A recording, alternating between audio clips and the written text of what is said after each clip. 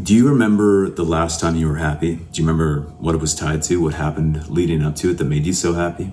I don't know if it's just me, but it seems like now more than ever, people are struggling to find some level of happiness, to feel joy or happiness on a regular basis. It feels like life's just beating them down. And I'm no stranger to that either, but I have found a secret sauce to maintain some level of happiness in my life. And this secret that I found came from one of the happiest moments of my life. It's a moment that I'll never forget. I'll remember this till the day that I die. It was from simply just seeing a big, blue, beautiful sky out of a small window. And from that moment, I knew that happiness was relatively simple to achieve. So let me give you a little bit of backstory, because going out and looking through a window probably isn't going to solve your problems right away. I think with a little bit of context, though, you'll get what I'm saying. This is back in 2010, and I just got into personal training. I'd been in cabinetry up until that point. Without going into detail, I decided I wanted to have a positive impact in people's lives, and PT seemed like the best route for me to do that. And I went through PT school, got certified, all that sort of thing. And what they don't teach you in PT school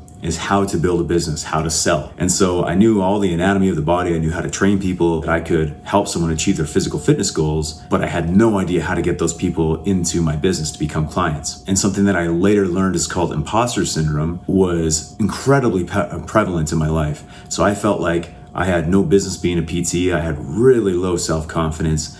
And even if I did get in front of somebody for personal training, someone came into the gym and I sat down with them and I did a consultation, I didn't have the confidence to ask what I was worth. I think at the time I wanted to charge $65, $75 an hour. That was the going rate back then. I told myself that I was going to charge $65, $75 an hour. When it came time to ask the person in front of me in the consultation for the money, essentially, I'd say, I really like your goals. I really feel like we're aligned and I just want to work with you. So I'll just charge you $20, $30 an hour. And that might seem like a lot, but you got to remember, I was paying the gym $20 to $30 an hour just to train my clients there. So I was really left with nothing. This went on for quite a while. So you can imagine that any money that I had quickly got eaten up just by living expenses. I never got any better. And my confidence just went down and down and down as my bank account went down and down and down. And it got to the point where I was so depressed and so broke that I would have been homeless if it weren't for my family. I would have ended up on the street because I had no money coming in and I still had expenses. So with help from my family, I didn't become homeless. But what did happen was I had to move out of an apartment and it was like a hostel. And the room that I was in, I couldn't even afford it. I needed help from my family. Like I said,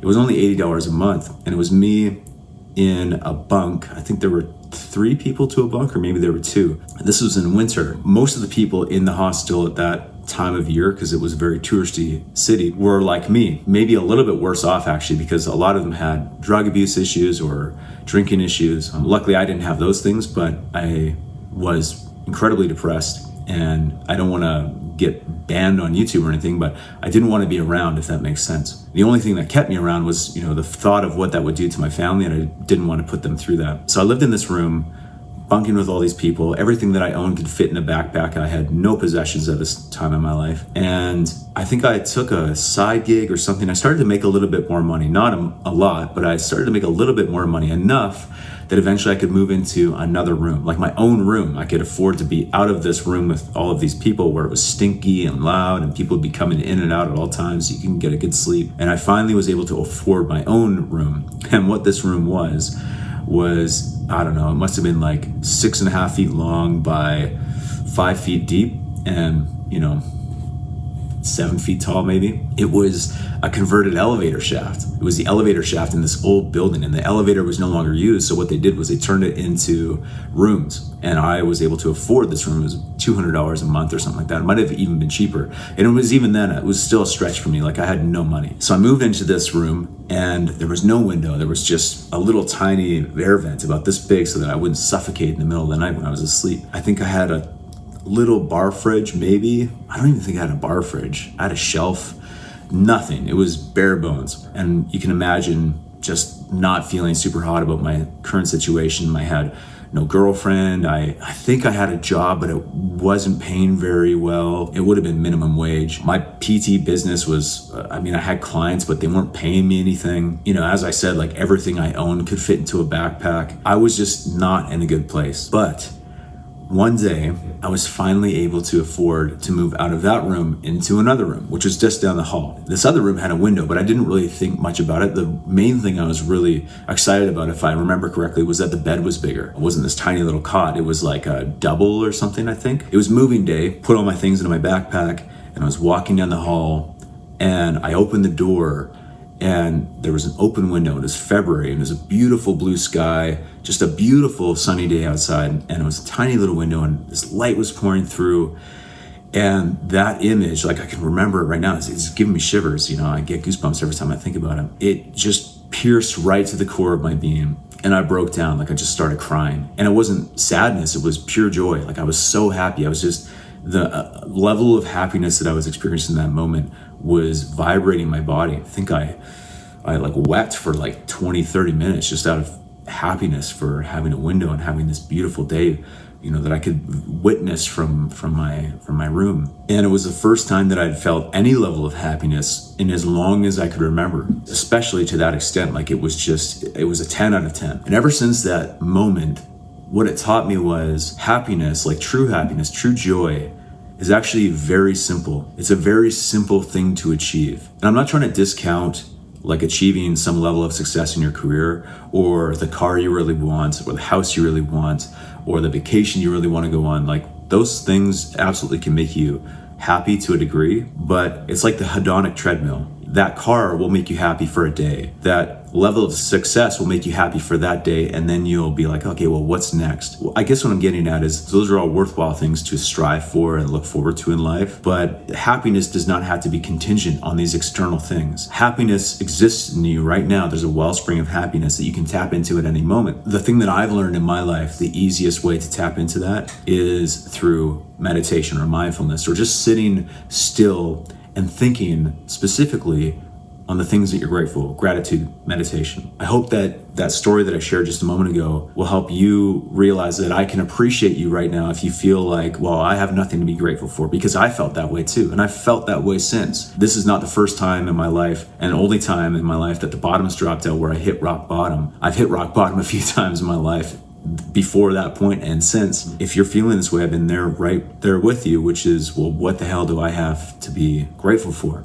And if you spend any amount of time sitting still and thinking on it and asking the truest version of yourself, the self that it lies deep down inside, not the ego that's, chirping and giving you negative thoughts all the time, but ask from the depths of your being what you have to be grateful for. Those things will come up. The things that always come up for me when I think about the things that I can be grateful for, number one is that, I have a functioning body. It has its quirks, I get pains and aches from time to time, but I have 2 legs that work, I have 2 arms that work, I have breath in my lungs, and I have 2 eyes that can see the beauty around me, a voice that I can communicate with, ears that I can hear music and other people, the people that mean something in my life, or the books that I want to read, I can read them, I can listen to them. There are going to be varying degrees of that. You might not have use of the legs, but you have other things that you can be grateful for, or maybe you can't see, but you can hear, or you can't hear, but you can see. Like,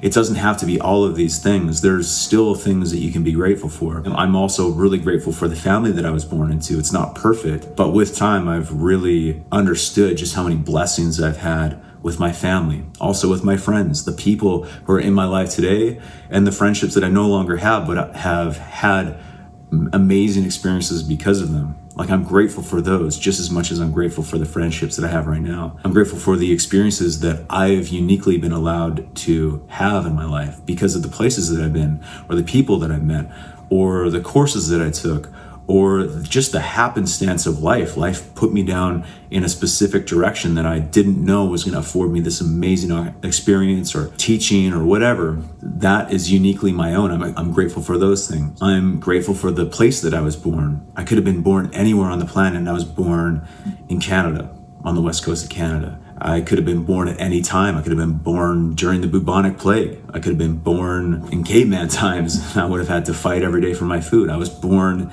in a time where there's never been more peace and never been more abundance, and especially in the place where I have to live. I'm grateful for those privileges that are afforded to me. Your version of this is going to be very different than mine, but you can still look for the things that are uniquely available to you. You can be grateful for. And if you have nothing to be grateful for, the fact that you're watching this video, I would be willing to bet that you're deeply empathetic, that you care about other people in your life, you care about the happiness of other people in your life, the well-being of your friends, your family, or just the people that you interact with on a daily basis. And that's something that you can be grateful for. The fact that you were born with a big heart or a great moral compass, the uniqueness of your character that is only yours. You can be grateful for that and thank, whatever you want to thank, the God, the creator, the universe, pure chance that you have this. It's something that you can be grateful for. The point is that there is so much to be grateful for if you just look for it. You may not have the car that you want. You may not have the business that you want. You may not have the body that you want right now. You may not have the partner that you want right now. Those externalities may not be in your experience just yet. That doesn't mean that they won't be in the future, but you can start being grateful right now for the things that you have. And that is going to be, I promise you, is going to be your avenue to regular happiness, regular joy. And there's a really great quote that sums this up, and it's from Earl Nightingale. I'm going to read it. I have it in front of me so that I don't mess it up. He says that everything that's really worthwhile in life came to us free. Our mind, our soul, our body, our hopes, our dreams, our ambitions, our intelligence, our love of family and children and friends. All of these priceless possessions are free. But the things that cost us money are actually very cheap, and they can be replaced at any time. So if you're struggling with experiencing happiness, if you're feeling like life is just kicking you in the knees, I would encourage you to stop looking at life as an adversary. Times may be challenging. I'm not trying to discount that. But stop looking at life as an adversary and look at it with appreciation for what it has given you. What do you have that you can be grateful for? Just like the video that we did a couple days ago where we were talking about how to create habits and set goals and whatnot. And you might have the habit of flossing all of your teeth every night, but you can start with just flossing one tooth every night, and that will build the larger habit you're trying to build. This is a very similar concept. You might not have all the things that you want to be grateful for just yet, but you have all of these priceless items in your life. If you just look for them, if you just sit quietly and listen for the things that you uniquely have that you can be grateful for, start there on a regular basis. Maybe every morning and before you go to bed at night, but do it regularly so you can regularly experience that gratitude and that joy, that happiness that will follow because you're experiencing the gratitude. So I hope this video helps. I hope that you try that. I would love to hear your experience if you're someone who deals with maybe depression, as I did, or you just want more happiness in your life. Are you going to try this? And if you are watching this video and some things have come up as you're watching it, oh yeah, this is something that I can be grateful for. I'm really grateful for these people in my life, or this experience that I had, or this outlook that I have. I would love to hear what that is because it really lights me up when I see those comments. And I feel like I can experience your own progress as you're going through this, as I'm experiencing mine. So thank you for watching this video. I would love to hear what you can be grateful for today, and I'll see you in the next.